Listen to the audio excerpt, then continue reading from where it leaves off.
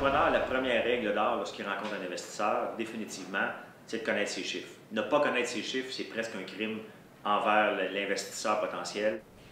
Connaître ses chiffres, c'est de connaître les revenus. Combien d'argent que vous avez fait l'année dernière, première chose, si vous ne le savez pas. Combien d'argent on va faire cette année, combien d'argent qu'on va faire l'année prochaine. En revenus et en profit. Quelle est la dette de la société? Quelle est la structure financière? C'est des choses de base qu'on pense qui sont des choses de base, mais alors que la première question qu'on pose, je vous dirais 90% des gens ne le savent pas. On est toujours plus ambitieux de notre projet que n'importe qui d'autre. Donc, on entend tout le temps parler du 1% de chez Walmart, puis on va être le futur Facebook. Tout ça sont des exceptions. 1% du marché, moi, je ne veux pas le savoir si vous voulez avoir 1% du marché, je veux savoir comment vous allez faire pour obtenir le 1% de ce marché-là. Pas, je veux avoir 1% du marché parce que ça semble être une règle mathématique apprise à l'école. La première chose qu'il ne faut pas perdre de vue, c'est que les gens vont souvent parler de leur bébé lorsqu'ils parlent d'une entreprise parce qu'ils sont tellement passionnés.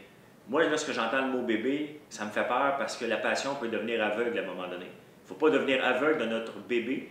À un moment donné, il faut le considérer comme une entreprise et le gérer en tant que tel. Lorsqu'on appelle ça un bébé, on aime ça, on accepte toutes ses gaffes, il ne faut pas faire ça avec une entreprise.